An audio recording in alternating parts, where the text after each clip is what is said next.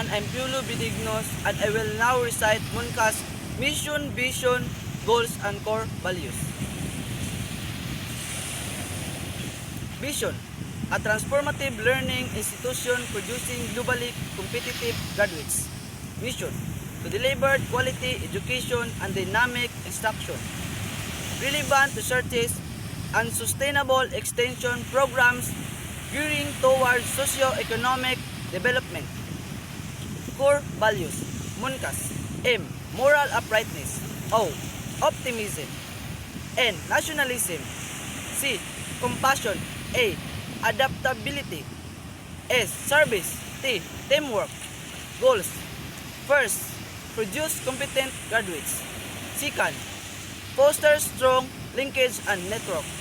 Third, synergize human capital. That's all. Thank you.